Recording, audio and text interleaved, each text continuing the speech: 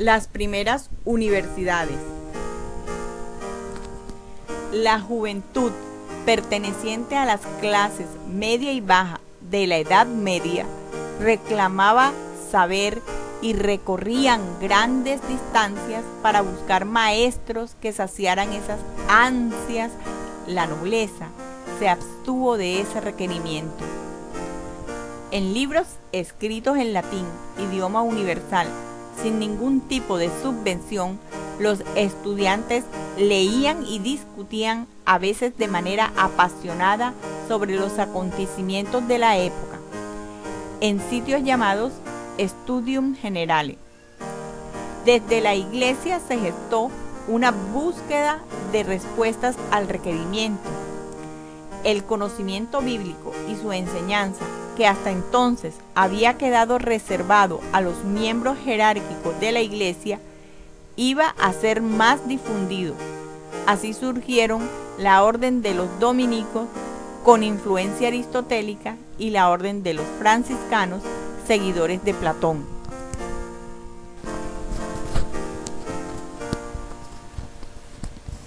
La lucha o querella de las investiduras tuvo consecuencias saludables para la causa del saber. En primer término, estimuló el desarrollo de un nuevo género literario, al estilo de ensayo moderno, de carácter doctrinal y polémico.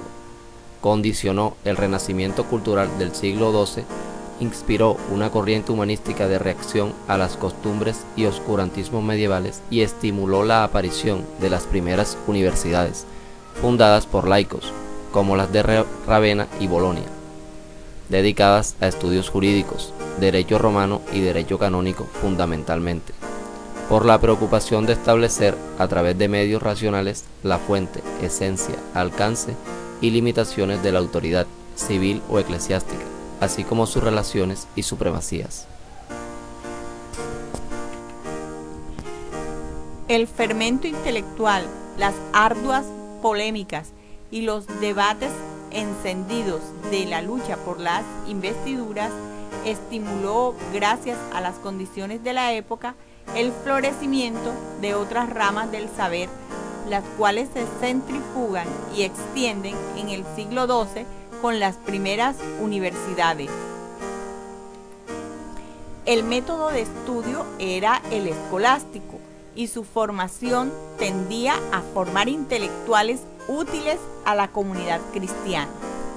Así, las facultades consideradas mayores fueron las de teología, medicina y derecho. Las destinadas al estudio del arte o la filosofía eran consideradas facultades menores. El método escolástico consistía en tomar las afirmaciones bíblicas y tratar de demostrarlas de manera racional, con apoyo en el argumento de autoridad. Los máximos representantes de la escolástica fueron San Alberto Magno y Santo Tomás, ambos de la orden de los dominicos, y Escoto, perteneciente a los franciscanos. Pero también fue decisivo este auge del saber por la creciente independencia que comenzaba a vislumbrarse entre los intelectuales y las dos fuentes de poder, la Iglesia y el Estado. El Islam también realizó un gran aporte. Fueron los árabes los que, luego de iniciar su dominación en España, tradujeron al latín, al igual que los judíos, los textos filosóficos griegos y helenísticos. Las primeras universidades fueron inicialmente comunidades o corporaciones de maestros y alumnos dedicados al estudio de las verdades y a desentrañar el saber absoluto. Su origen y desarrollo estuvo ligado, como se ha explicado, a la agria disputa entre el papado y el imperio. El poder del saber lo solicitan por igual papas y emperadores, quienes apelan a la sapiencia de teólogos y juristas para demostrar la legitimidad de sus respectivos poderes. La universidad, por tanto, era el recurso más eficiente para conocer y divulgar esa verdad, y originalmente reclamó autonomía y dedicación exclusiva y desinteresada a la ciencia. la autonomía, que fue el factor político y moral que con mayor ahínco buscó y defendió en sus orígenes la universidad, no solo fue aspiración, sino orgullo y característica de las primeras universidades, pues su independencia del poder político y eclesiástico constituía su razón de ser. La palabra universidad se conformó también en la Edad Media y deriva del término universitas, onus igual unidad, verto volver. Agregados los elementos verbales onus y verto, en conjunción semántica universitas significa multitud de todas las cosas, pero con sentido de convergencia y unidad. Ahora bien, la difusión universitaria pobló con prontitud el continente europeo medieval y enriqueció la geografía humana de las universitas con estudiantes y maestros de todas las naciones, como lo demuestra la expresión studium generale. La Universidad de Bolonia fue un referente en materia de derecho con el estudio de las leyes romanas. Esta universidad, la primera del mundo, surgió bajo el impulso de Irnerio y sus discípulos. Irnerio era un monje que vivió en la época de la querella de las investiduras, donde el Papa Gregorio VII disputaba la lucha por el poder con el emperador. Irnerio respaldaba el poder del Papa y la escuela que formó fue muy famosa. Su doctrina iluminó a la naciente Universidad de Bolonia. El poder del emperador era sostenido por los maestros de la escuela de Ravenna.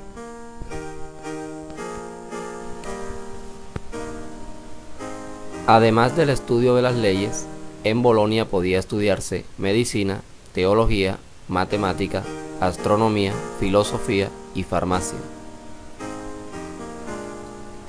Discípulos de Irnerio, como Piacentino y Bacario, fueron los precursores de la fundación de las escuelas de Montpellier en Francia y la de Oxford en Inglaterra, respectivamente. De la de Oxford se desmembró la Universidad de Cambridge, formada por algunos miembros en disidencia. También recibieron la influencia de la Escuela de Bolonia y fueron creadas en el siglo XIII las universidades españolas. La primera fue la de Palencia y luego las de Valencia y Salamanca. Esta última fue obra de Alfonso IX, siendo elevada a universidad por Fernando III, el 6 de abril de 1224. Fue fundada como Universidad Literaria de Salamanca, vinculando las letras con el conocimiento en general. Un poco más tarde surgió la de Lérida en Cataluña. Las ciencias médicas tuvieron su representación académica principal en la Universidad de Salerno, donde habían recibido gran influencia árabe y judía. También se enseñaba medicina, además de religión, leyes y arte en la Universidad de París, segunda universidad, fundada en el año de 1150, donde se destacó el trabajo de Pedro Abelardo. Esta universidad tuvo gran influencia en el nacimiento de la de Oxford. La Gran Universidad Teológica de París, nacida como Colegio de Sorbona, fue defendida por la Iglesia y controlada por ella en cuanto a los contenidos que se impartían, que debían ceñirse a las enseñanzas bíblicas. Fue la Edad Moderna, con sus ideas humanistas, la división de la cristiandad y el movimiento renacentista, las que van a ir restando la influencia de la Iglesia en las universidades.